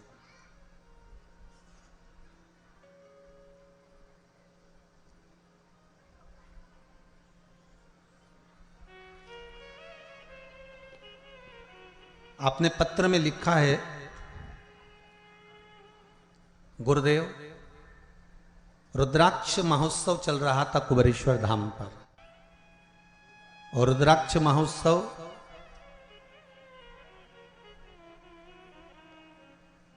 जब कुबेरेश्वर धाम पर चल रहा था तब हम लोगों ने टिकट करवा रखे थे। 10 लोगों के सबके टिकट हुए और सबने टिकट करवाए। गुरुदेव सबके टिकट कैंसिल भी हो गए क्योंकि आपने व्यासपीठ से सबको आने के लिए मना कर दिया था। सही है? श्री शिवाय नमस्तुभ्यम। श्री शिवाय नमस्तुभ्यम गुरुजी। कहाँ से हैं बाबू आप? ग्राम रुदा, जिला दुर्ग। कहाँ है ये? दुर्ग के पास, दुर्ग से 30 दुर्ग छत्तीसगढ़ से। जी जी, क्या कृपा करी बाबा ने? जी, जैसे ही मैं कुबेश्वर धाम से आया, मेरा काम पेंटिंग का काम करता हूँ। आपका टिकट कैंसिल नहीं हुआ था क्या? हो गया था। हो गया? नहीं हुआ था टिकट। मैं टिकट कैंसिल करने के लिए स्टेशन गया, जहाँ से टिकट कैंसिल करवाया वहाँ गया, बिलासपुर। आवाज बढ़ाइए बाबू। हाँ, मैंने टिकट कैंसिल करने के लिए स्टेशन गया, और जहाँ से करवाए वहाँ गया, वहाँ से भी नहीं हुआ तो बिलासपुर फ़ोन लगाया, मेरे दोस्त रेलवे में हैं, बोले आपका टिकट कैंसिल नहीं हो पा रहा है। तो मैं सोच में पड़ गया कि मैं क्या करूं। जी। तो फिर मेरा तो ध्यान कुबेश्वर धाम पे था, तो फिर मैं बिना सोचे ही अकेले निकल पड़ा। और जैसे ही मैं वहाँ गया, अच्छा दर्शन हुआ, जगह भी सामने मिल गया मेरे को। उसके बाद जैसे ही वहाँ से आया, दूसरे दिन से रोज फ़ोन आता है कि यहाँ काम है, वहाँ काम है। मैं बता नहीं सकता बाबा जी, ऐसा लगता है कि मैं कुबेश्वर धाम पे ही रहूं। जय हो, जय हो। आपने एक लाइन बड़ी सुंदर लिखी है। मैं एक बात सबको बोलना चाहता हूं कि एक बार कुबेरेश्वर धाम जरूर जाएं। ये आपने लिखा है पत्र में, मतलब कुबेरेश्वर बाबा ने आपको दिया ना, बस। श्री शिवाय नमस्तोभ्यम। बैठिए, बहुत बहुत साधुवाद। शिव कृपा ही ऐसी है। अब जहां जैसे लिखा इन्होंने, दीपक जी साहू ने, कि गुरुदेव सबके टिकट कैंसिल हो गए, मेरा नहीं हुआ। मतलब कहीं ना कहीं बाबा को बुलाना था। अब आपने बिलासपुर तक विचार कर लिया टिकट कैंसिल करने के लिए, सारा दम लगा लिया, पर शिव को नहीं कराना था। शंकर ने बुलाया और आप चले भी गए, पहुंच भी गए, और बाबा ने कृपा करी, और ऐसी कृपा करी कि 10 जगह से काम के लिए फोन आना चालू हो गया, और बाबा ने आपको काम दे भी दिया। ये शिव की कृपा। आप विश्वास रखकर अगर कथा को श्रवण कर रहे हैं, विश्वास रखकर कथा स्मरण कर रहे हैं, मैं फिर निवेदन करूंगा, भले आस्था चैनल पर कथा सुन रहे हो, चाहे मोबाइल पर कथा सुन रहे हो, चाहे फेसबुक यूट्यूब पर कथा सुन रहे हो, चाहे पंडाल में बैठकर कथा सुन रहे हो, आपकी चित्त वृत्ति मन विश्वास के साथ अगर कथा सुन रहा है, तो ये मानकर चलना कि 3 महीने में बाबा कुंवर भंडारी आपके भंडार भर ही देगा, ये पक्का है। आप उससे प्रार्थना तो करो, अब दया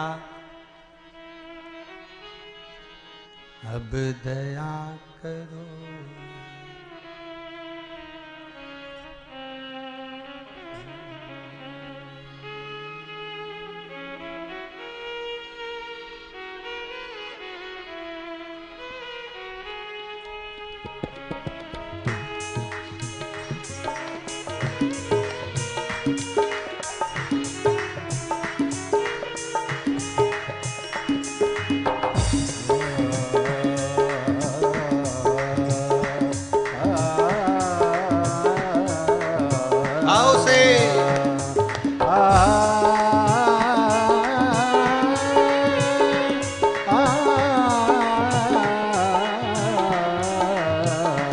अब दया करो हे भोलेनाथ, मस्त रहूं तेरी मस्ती में। अब दया करो हे भोलेनाथ, मस्त रहो तेरी मस्ती में। अब दया करो हे मस्त रहूं तेरी मस्ती में। अब दया करो हे भोलेनाथ, मस्त रहो तेरी मस्ती में। दया करो हे भोलेनाथ, मस्त रहूं तेरी मस्ती में। अब दया करो हे भोलेनाथ, सब गाइए, मस्त रहो तेरी मस्ती में। मेरे सिर पे रख दो अपना हाथ, मस्त रहूं तेरी मस्ती में। ओ मेरे सिर पर रख दो अपना हाथ, मस्त रहो तेरी मस्ती में। मेरे सिर पे रख दो अपना हाथ, मस्त रहूं तेरी मस्ती में। मेरे सिर पे रख दो अपना हाथ, मस्त रहो तेरी मस्ती में। अब दया करो हे भोलेनाथ, मस्त रहूं तेरी मस्ती में। अब दया करो हे भोलेनाथ, मस्त रहो तेरी मस्ती में। जय हो। हर हर महादेव।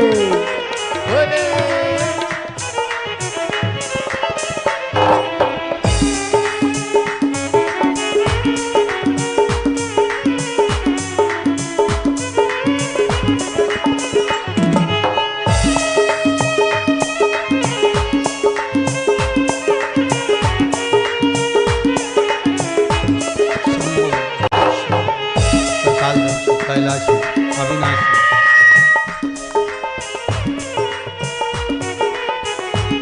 जय हो।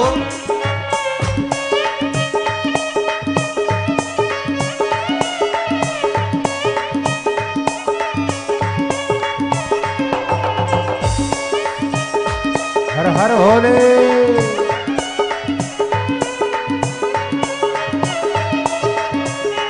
तेरे चरणों में हो मेरा माँ, मस्त रहूं तेरी मस्ती में। तेरे चरणों में हो मेरा हाथ, मस्त रहो तेरी मस्ती में। तेरे चरणों में हो मेरा माँ, मस्त रहूं तेरी मस्ती में। तेरे चरणों में हो मेरा मान, मस्त रहो तेरी मस्ती में। अब दया करो हे भोलेनाथ, मस्त रहूं तेरी मस्ती में। अब दया करो हे भोलेनाथ, मस्त रहो तेरी मस्ती में। जय हो। हर हर भोले।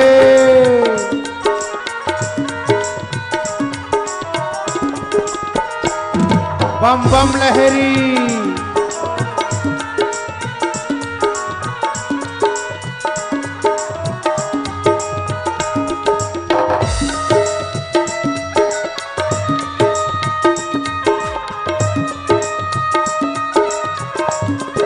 हर हर महादेव।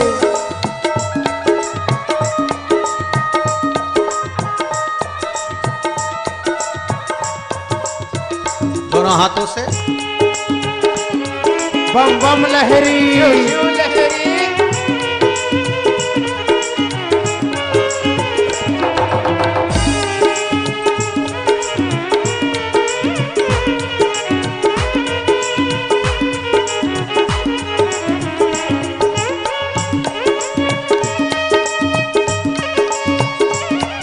हे भोले। जय हो।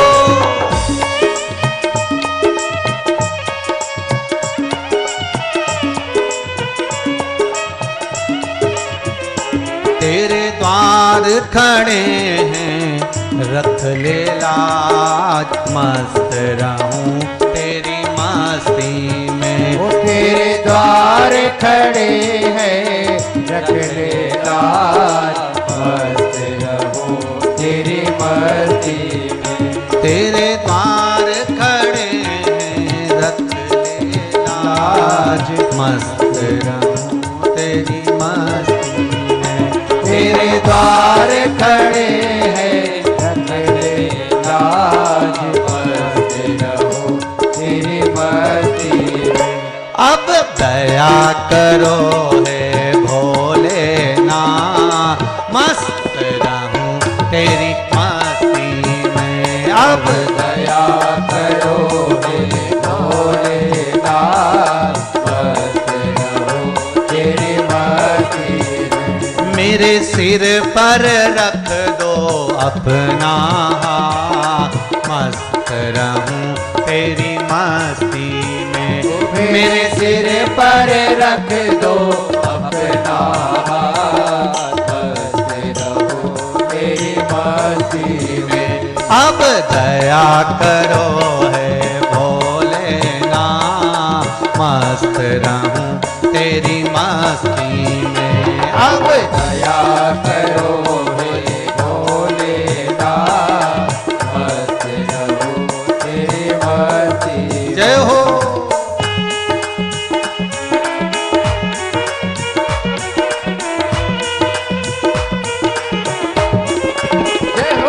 महादेव।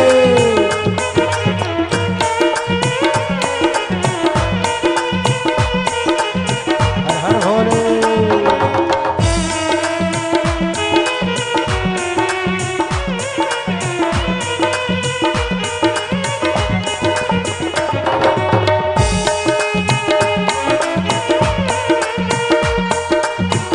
जय भोले भंडारी।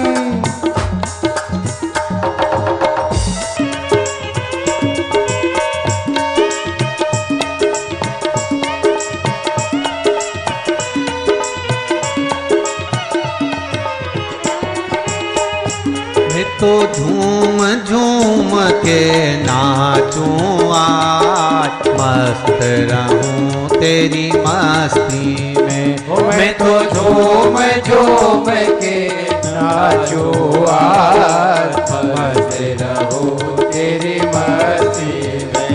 मैं तो झूम झूम के नाचूं आज, मस्त रहूं तेरी मस्ती में। मैं तो झूम झूम के नाचूं आज, मस्त रहूं तेरी मस्ती में।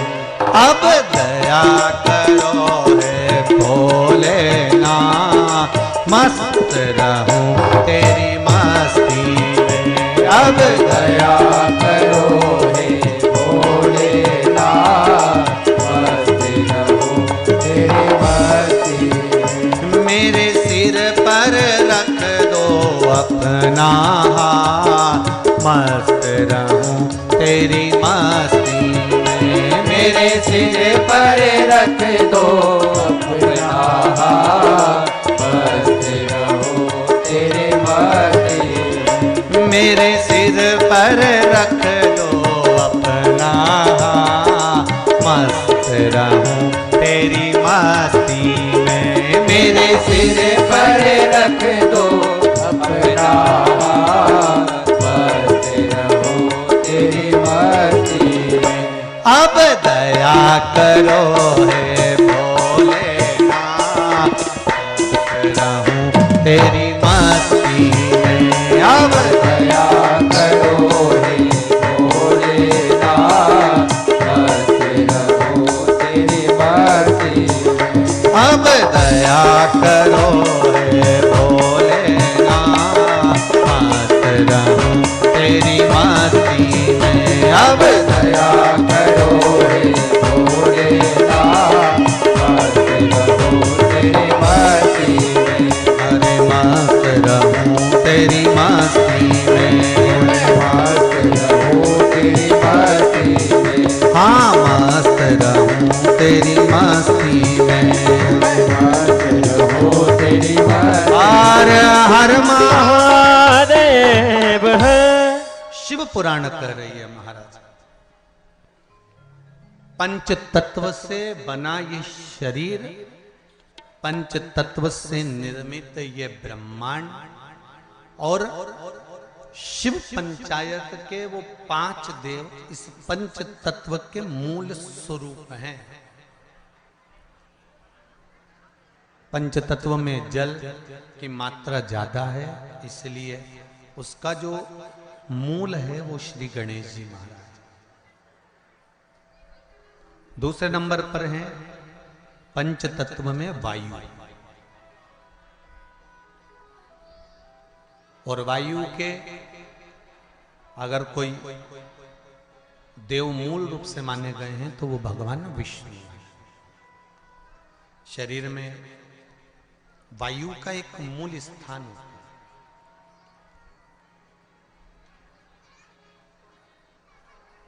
जैसे कई लोग कहते हैं गुरुजी,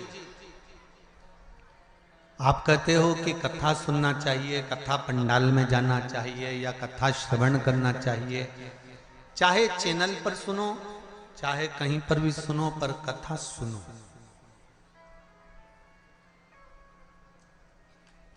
भाई, एक बच्चे ने प्रश्न किया था कि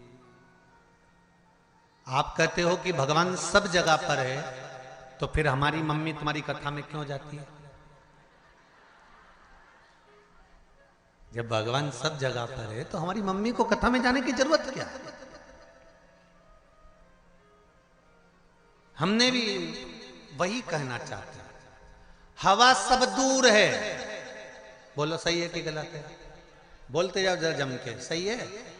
हवा सब जगह पर, और गाड़ी के पहिया पंचर हो गया हो, उसकी हवा निकल गई हो, और तुम किसी से जाकर कहो कि तुम पहुंच गए छुरिया में और वहां जाकर तुमने कहा कि साहब हमारी गाड़ी के पहिए की हवा निकल गई है, और कोई तुमसे कहे हवा तो सभी जगह पर है, हवा की कोई कमी नहीं। अभी हम छुरिया तो नहीं गए, पर जाएंगे जरूर एक बार। नाम इतना जोरदार है तो घूमने में क्या दिक्कत है? तो कोई तुमसे कहे कि सब हवा निकल गई है पहिए की, और हवा तो जगह है, तो सब जगह है तो पहिए की हवा सभी जगह है, सभी जगह। ठीक। अब तुमने सोचा ये तो पागल है, इसके क्या मुंह लगना। फिर किसी के पास गए, वहां जाकर तुमने कहा भैया हवा, हमारी गाड़ी के पहिए की हवा निकल गई, तो वो तुमसे कि हवा तो अच्छे अच्छे की निकल जाती है।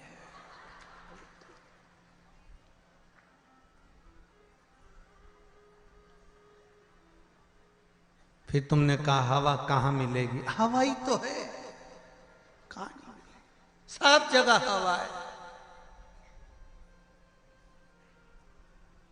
मनुष्य में भी हवा भरी हुई है। ओहो, 4-5 जगह गए और हवा कहीं पूछा, फिर कहीं गए, आप गाड़ी के पहिए की हवा निकल गई, हवा कहां मिलेगी? काफिरी है, सब जगह है, पहिए में हवा डलवाना। फिर कोई ने कहा ये हवा की दुकान है, यहाँ एक मशीन लगी हुई है, उस मशीन से टायर में हवा, जम के बोलो जरा, भरी जाती है। बिना मशीन के टायर में हवा भरा जाएगी क्या? बोलते जाओ जरा दमदारी से। नहीं।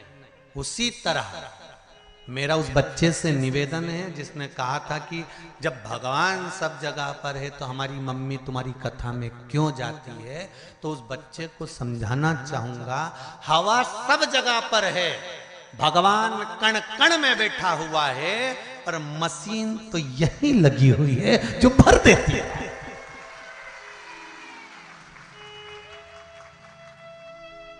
बिना मशीन के टायर में हवा नहीं भरा सकती। प्राप्त होगी हवा, पर वो मशीन से प्राप्त होगी। भगवान सब जगह पर है, कण कण में, रसातल में, जल में, थल में, वायु में, आकाश में, पताल में, तुम्हारे घर में, चप्पे चप्पे में भगवान है। पर भगवान को पाने का स्थान अगर कहीं है, जैसे हवा भरने का स्थान हवा वाले की दुकान है, उसी तरह भगवान को पाने का स्थान सत्संग और शिव महापुराण की कथा है, जहां परमात्मा मिल जाए। क्यों जाते हैं मंदिर, क्यों जाते हैं भगवान के दरवाजे पर? कि वहां भगवान मिल जाए। हवा की दुकान है, वो मिलेगा, प्राप्त होगा वो। भगवान विष्णु को वायु कहा है, वायुदेव कहा। महाराज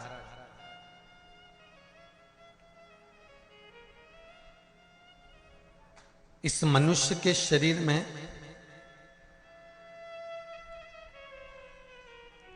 वायु का अपना एक तत्व का, 5 तत्वों में से एक तत्व है वायु, जो शरीर के अंदर है।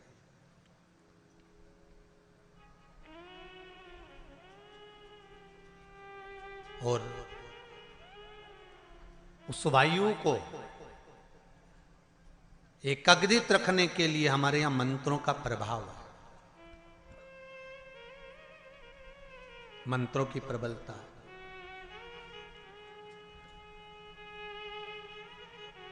तीसरे नंबर पर है शिव, पृथ्वी का स्वरूप, पृथ्वी के देव है।